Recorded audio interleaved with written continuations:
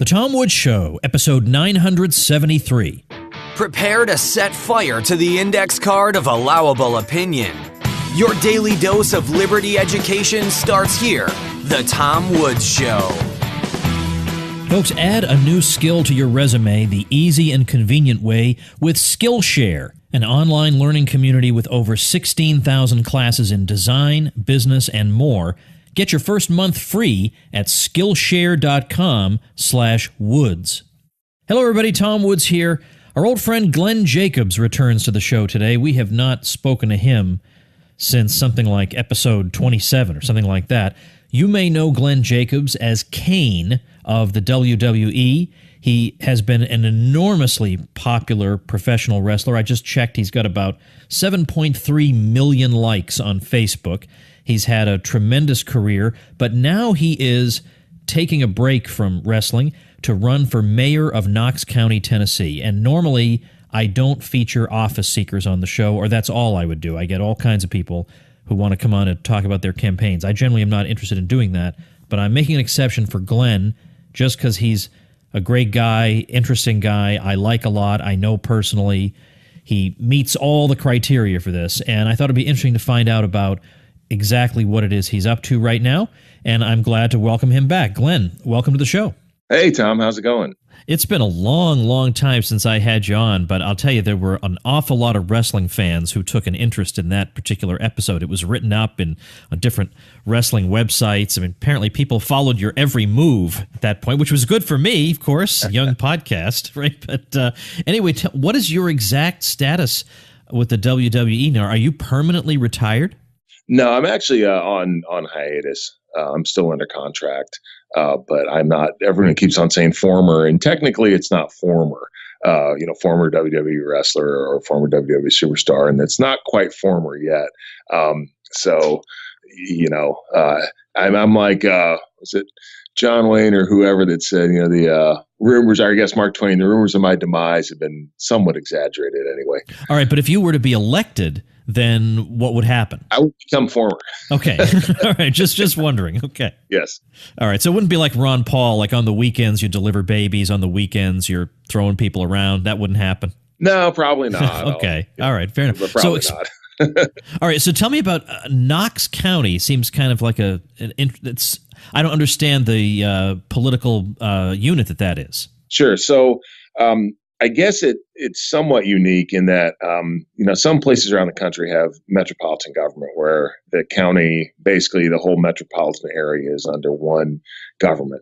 Here in East Tennessee, most of the counties have their own government and the cities have a government within the county. So the city takes care of certain services in their jurisdiction, and the county takes care of the stuff out in the county. Not normally, but in the past, the county mayors have been called judge executives or county executive, and they changed that to county mayor some years ago.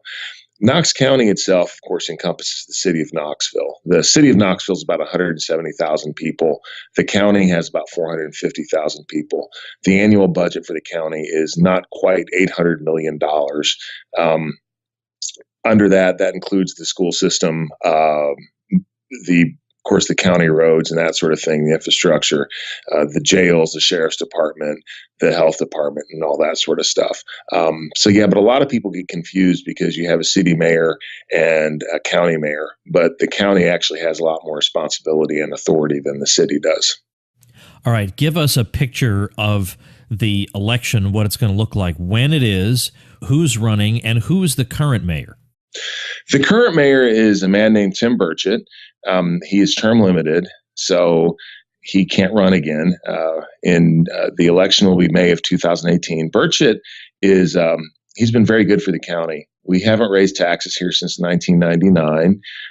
He follows real conservative fiscal policy. I think he's done a very good job for the county, and he's actually running for Congress now that Jimmy Duncan, who was our representative, who's also someone I think that all of us respect, next to Ron Paul, one of the best of the old school in Congress. Jimmy's retiring. He won't run again. So Burchett is running for that seat. As I said, the election is May of next year. Currently, there are two other people that are in the race have announced. They're both county commissioners, and that's about it. All right. What can you tell us about those other people? Well, as I said, they're both county commissioners. One works for the police department. He's been on the county commission for, I think, about 8 years. And the other gentleman has been on the county commission for 2 years. The other gentleman's name is Bob Thomas. We share some things in common. He was in radio for a long time, and he did some voiceovers in movies and that sort of stuff. So he's been in the entertainment industry as well. All right. So what made you decide to do this all of a sudden? A guy named Tom Woods. No, you are not pinning this on me. So the last time I was on your show, you asked me a question that really got me to thinking. And basically it was, what are you going to do, or where do you think that our movement is going to achieve its success? Well, this is back, I guess, I've been on the show is about 2013, right?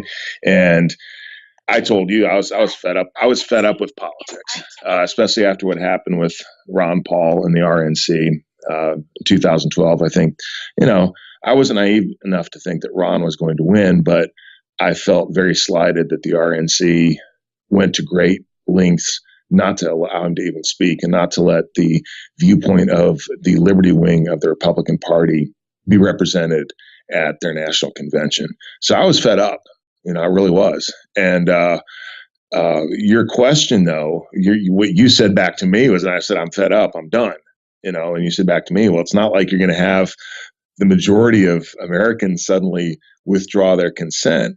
And that got me to thinking, you're exactly right. I think that the political process is still something that those of us who want to see positive change, and what I mean by that is change in the direction of liberty and free markets, we have to do what we can do to cause that to happen.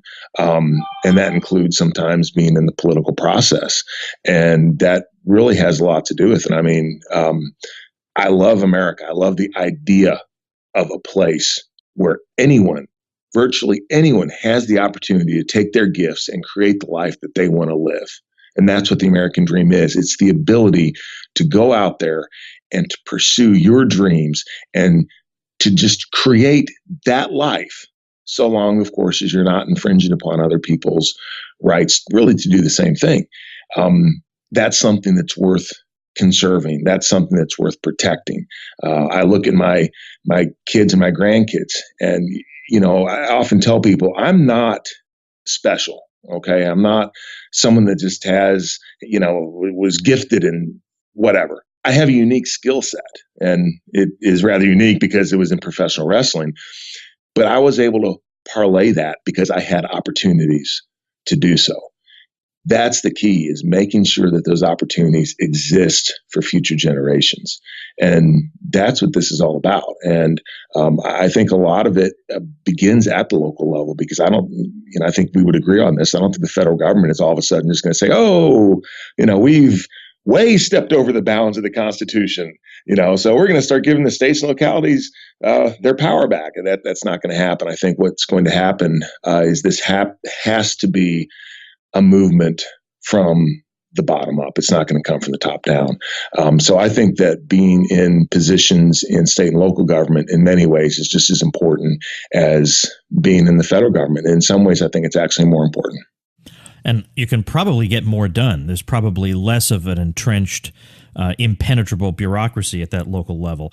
All right, I'm asking the wrong person this question, but what I want to know about your opponents is really how an outside observer might handicap this race, in that you are extremely well known. And you're known all over the country, around the world. These are a couple of local figures, but on the other hand, they have political connections and you don't. At this point, at least not what they have. So how do you balance out which of those things trumps the other? Well, a lot of it is the strategies that we have to pursue in the campaign, of course, and the kind of campaign that we run, and actually utilizing our strengths to the best extent possible. And the major thing for me is just getting me in front of people, because a lot of people, know me as the wrestler guy, but hopefully after they talk to me, they realize, hey, he's somewhat intelligent. He can put a sentence together. He seems to be on the ball about things, and that helps me out tremendously. I do face some difficulties and some challenges. There's no doubt about that. But again, it's how competent a campaign that we run and are able to take advantage of the things that we're able to do. And frankly, Tom, a lot of this is who wants to work the hardest. Who's going to get out there and knock on the most doors? Who's going to get out there and talk with people the most? Who's willing to make phone calls to folks to raise money and do all that stuff? And I'm willing to do that. I think this is very important. So I'm in a good position. I really am. And you're exactly right. I mean, it's sort of strange because in many ways, if this was a more national race or state race, I would probably get more exposure, because of who I am and because of the quote unquote celebrity status and all that sort of stuff. I'd be able to take advantage of that a little more than I'm able to with this. But nevertheless, the great thing about Knox County is people here we have good sense, and it's fiscal conservatives. And the message that I have resonates, because it's that message. You don't spend money you don't have. And even if you do have the money, you don't always need to spend it. We need to take care of each other. We need to stop relying on the government to take care of us. And we need to take care of each other as civil society. We all need to work together to promote our area. And we need transparency in government. If nothing else, people deserve to know what goes on in the government because they're the ones paying the bill. They're the shareholders.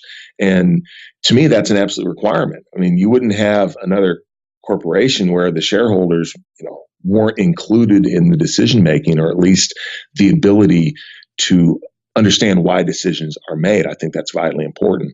So I think that our platform is resonating with people as well. And a lot of it is my ability to articulate that and to get it across and to get people to realize that, I understand the wrestler thing doesn't have anything to do with me as a candidate. It gets sort of my foot in the door, but it's the other things, my vision for the county, which again is, I want Knox County to be a place that's the most business-friendly place in the country, a place where people know that if they're an entrepreneur, they can succeed here because the government's going to stay out of the way, a place where we work together to take care of one another, and that makes us a better community.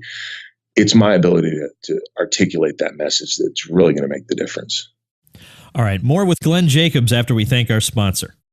One of the great things about the internet age is that you can learn a new skill without having to go to some crummy night class, drive all over town. You can learn from the comfort of your own home. And Skillshare is an excellent place to start.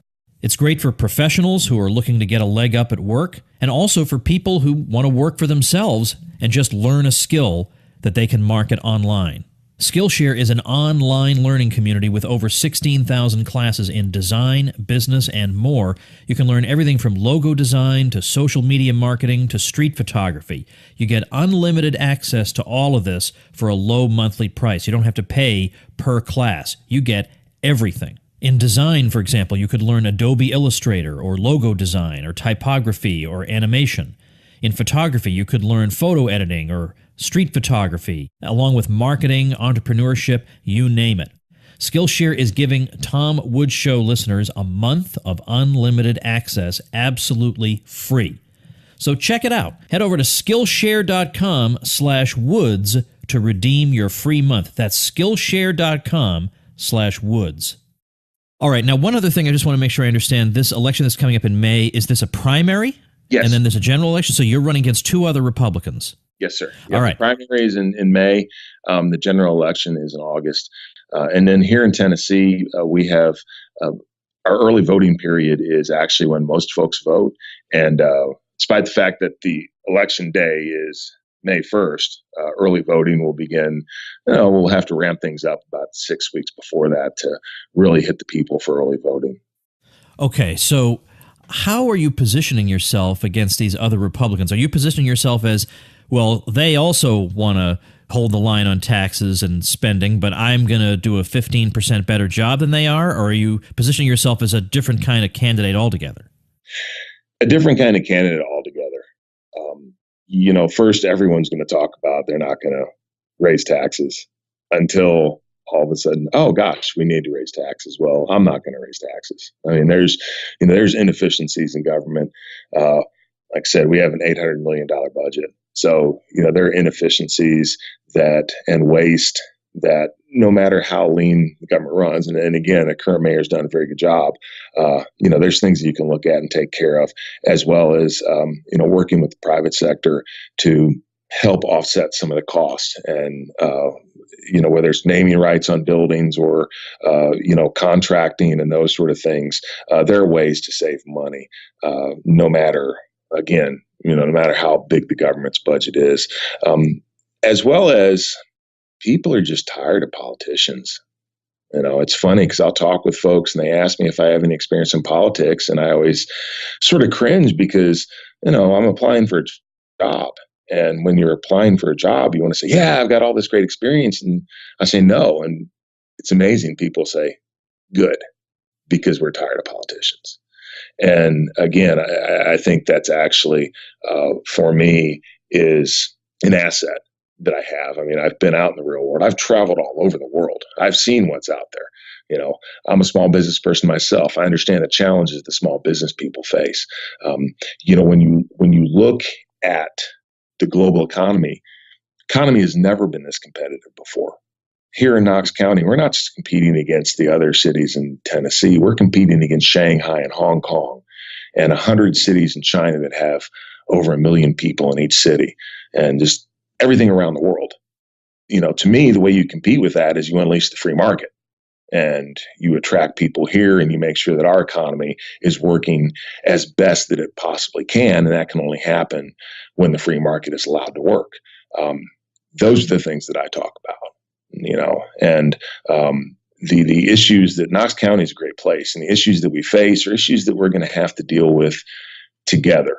And I think people here too realize that, we ask government to solve a problem, and generally what happens is the problem becomes worse, and as opposed to better. And that's something else that I'm, very much into, is all of us, government, civil society, our great institutions, and the private sector working together to deal with the problems that we do have. How has the local GOP reacted to Glenn Jacobs running for office? Political parties are not monolithic, and the reaction has been split.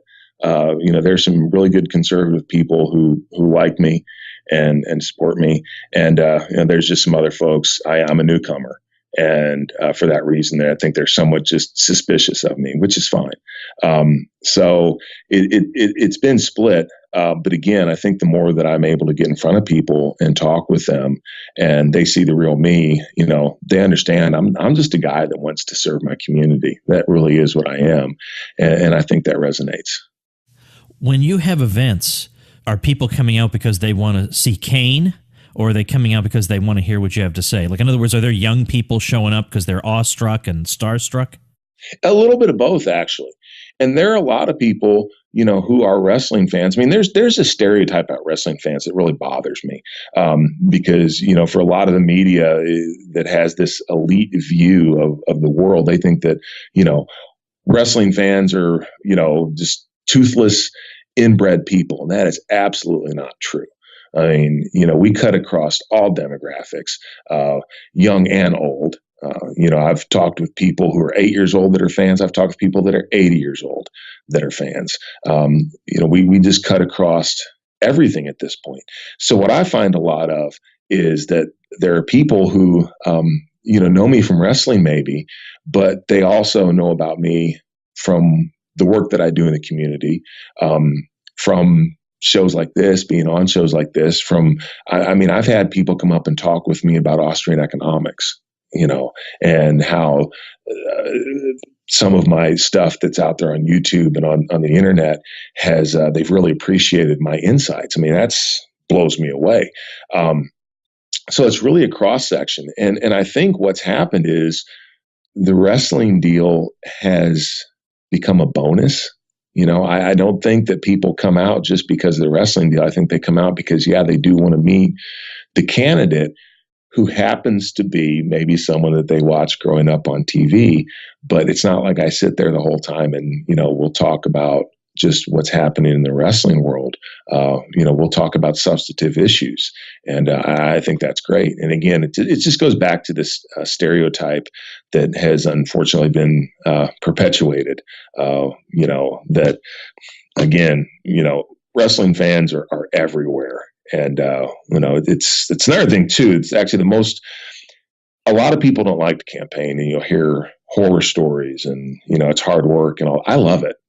I get to go out there and meet my neighbors. I get to go out and knock on doors and talk to people and find out what the issues really are and things that concern them. I love it. I think it's awesome. And it has really, I feel so much more connected to my community than I did before. So it's great. And whether people want to come meet me because I'm Kane the wrestler, or they want to come meet me because I'm Glenn Jacobs running for Knox County mayor, to me, I just like meeting people and hearing what's on their mind. Yeah, that's nice. Now, my experience with listening to you and reading things that you write is that you have a very good way of explaining things to ordinary people, which I think a lot of our people are good at. We have some scholarly types who, even when they dumb it down 3 levels, you still can't understand a word they're saying, but you have that gift, which is very important. But all the same, even when you have that gift, you're going to have a few positions that are just a tough sell no matter how you slice it. Do you feel like there's anything in your platform that's a tougher sell than the rest? People like last night I had a guy asking me about, say, with the environment and, conservationism. And it's, to me, again, it's private property. I tried to explain, when you say you're looking at endangered species, which wasn't necessarily what he was talking about, how when people can actually own them, or when people can own natural resources. If you look at, say, parks and that sort of thing, they take a lot better care of them than the government's going to, because there's a profit incentive, and it eliminates the problem of the tragedy of the commons, of course, which means that everybody's trying to exploit a resource as much as possible, and there's no effort to conserve it because no one owns it. No one has a long-term vested interest in making sure that the resource continues to produce.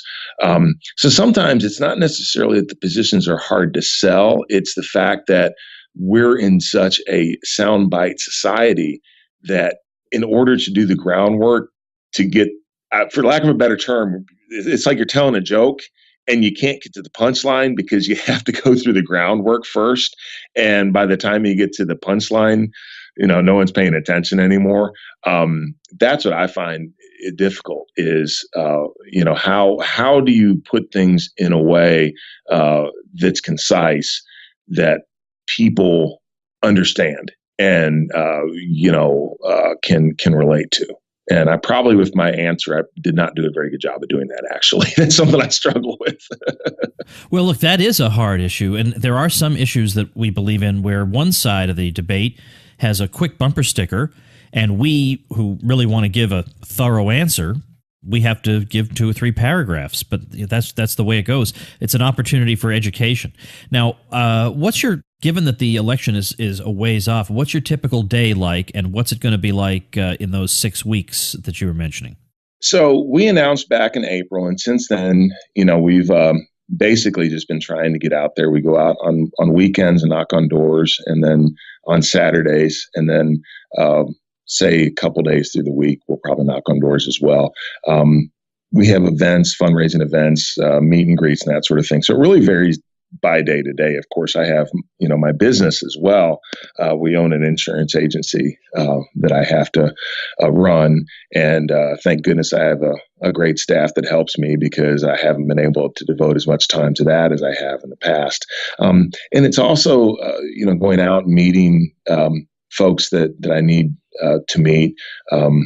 Especially, I've been making an effort to meet with people in the county, department heads, and the folks that actually are doing the heavy lifting in the county, to see what their issues are and what really goes on. So the average day would be get up, work at the insurance agency for a little while, maybe run off to lunch and have lunch with someone that I need to have a meeting with, and either come back or from there have another meeting. Then in the afternoon, go out and knock on doors or go to a fundraiser. Tomorrow is going to be It's a Saturday, and it's going to be a significant day because we have two big events here in Knox County. I have to be at both of them, and I'm a pretty energetic guy, but I have yet to find a way to replicate myself. So, I see it one in the morning and another one in the afternoon. And I've spent this morning talking with folks and volunteers to make sure that we have staffing at both places and make sure that we have everything we need, which of course at some point we realize that we've forgotten something, because that's always what happens, no matter how well organized you think you are. But I think as we go into the fall, once we get into November and December, things are actually going to slow down because people will be concentrated on the holidays and that sort of thing.